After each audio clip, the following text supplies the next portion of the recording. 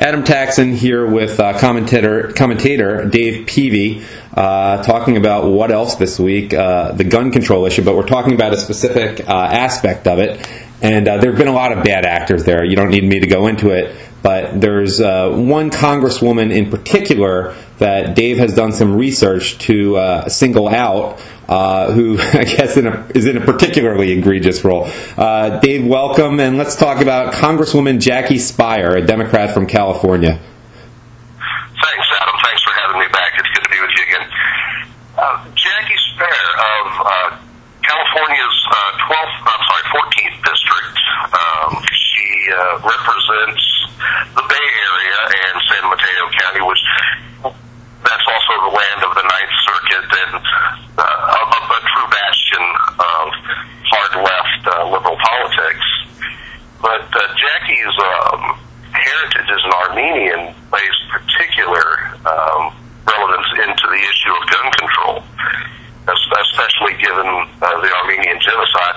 Yeah, I was going to say she's Armenian on her mother's side, I guess Jewish on her father's side. Well, that wouldn't necessarily mean Jewish. She's of Jewish descent and Armenian, so she's obviously should be pretty sensitive to genocides. And I'll let you talk about what you were saying, but I wanted to clarify that. Indeed, Adam, and that's correct. Jewish descent, but she certainly identifies as Armenian. When she was in the state legislature, she was the member of the California State Senate, and every year for 20 years in that body led the charge for official recognition, a resolution to recognize the Armenian Genocide. Well, the question that comes up, obviously, is, well, she's against violence. She doesn't like Armenians being killed in mass murders, and she doesn't like school children being killed. I imagine that's what a Democrat would say. She's very peace-loving. But I imagine I'm setting you up here, obviously. There's a little bit more to it, and why don't you elaborate there? Well, I think I could boil it down best to a quote of hers from the presentation she made on the anniversary of the 97th anniversary of the genocide. And I'm quoting here: "If any lesson can be learned, it is that we as Americans cannot dismiss the calls for aid from victimized groups that are powerless over their oppressors." End quote. Now that to me begs the question of how did those groups, and the Armenians in particular, become powerless over their oppressors? Yeah, and Dave, let me just ask you to explain. The Armenian Genocide is denied by Turkey, and it's not taught in schools the way, say, the Holocaust is. A lot of people just don't know about it. I'm wondering if you could just give a little bit of a summary, including the disarmament of the Armenian Christian people by the Turkish Muslims right before the genocide. Could you just give a little history lesson here? Sure. Late 19th century, leading up to the events that led to the First World War, the Ottoman Turk Empire imposed several laws to disarm the Armenian population, and that culminated in 1915 with the mass genocide of those people. The Armenian population was at about the time for approximately 4 million, and 1.5 million Armenians were slaughtered, which in a population that size, no Armenian did not know somebody, or more likely was related to somebody that wasn't murdered at the hands of the Ottoman Turks. And that's actually a little different. While the Holocaust had more Jews killed in sheer numbers, I'll say as a Jew, as percentage of the population, yeah. Sure. But the Jewish immigration in the U.S., a lot of Jews are not descended from people who were directly affected by the Holocaust. Most Jews came before the 1940s to this country. So just an important clarification to make. Well, and it's often purported that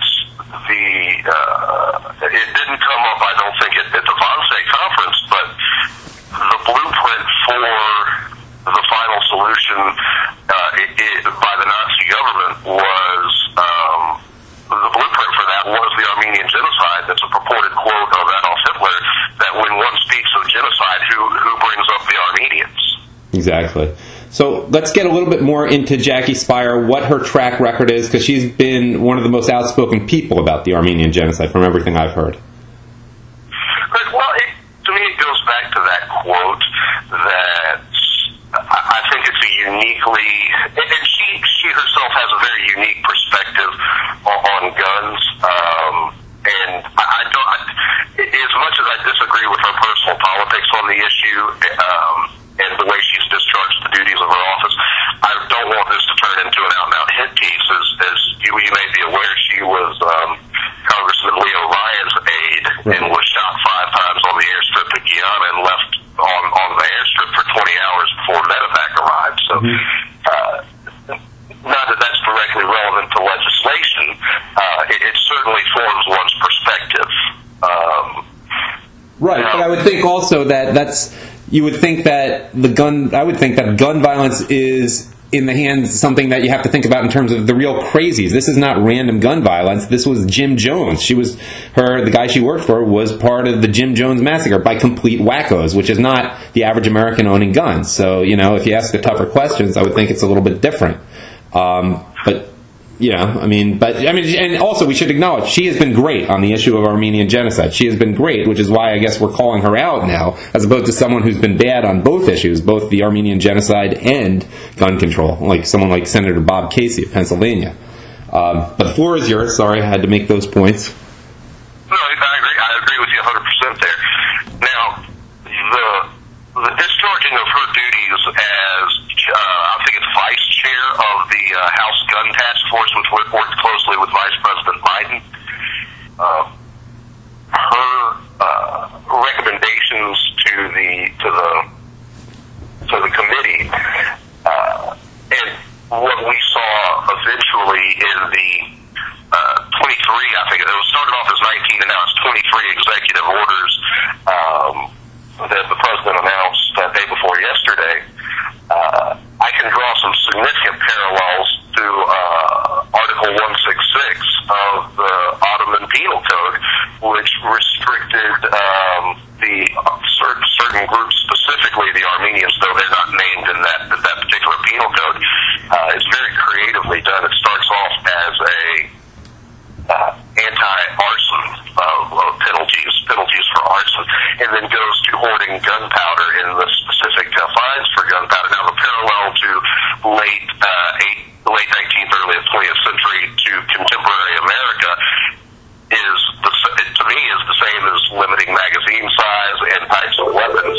As far as what the Turks were doing to the Armenians, you can draw a parallel there in the actual legislation then and the proposed legislation now. Yeah, it seems not to say that this is what's definitely happening in America, but this is what someone who's very sensitive to Armenian issues should be. They disarmed the population, then they killed the men, raped the women, and then killed the rest of the women and children. That's, in summary, what happened. Well, indeed. And the reason the slippery slope argument is because it's happened. It's happened all throughout history, that as soon as you begin to disarm a people, as soon as you start to eliminate certain categories of weapons from all people and all people from having certain weapons, or all people from having any weapons, the ability to defend themselves, that train's never late. Right. So, what other points should we draw from this? I'm not sure who exactly is going to listen, but if you're an Armenian American who's sort of in the middle, politically not so conservative, not so liberal, but you're very sensitive about the issue of the Armenian genocide, what's the takeaway here? When you hear Jackie Speier, I'm sure this April will be one of the most outspoken people about how Congress needs to recognize the Armenian genocide, and then, good for her for doing that. It's not actually going to happen anytime soon, especially with Obama administration and Muslims getting more influential. But what's the lesson to draw from this? What should people be doing? Should Armenian Americans be asking tougher follow-up questions to Jackie Speier? Hey, wait a minute. Tell people what to do. Well, first, can I quote Shakespeare? Yeah, quote whatever you want. From The Tempest, that which is past is prologue. That single point needs to be first and foremost in everybody's minds. And second, I think in terms of action,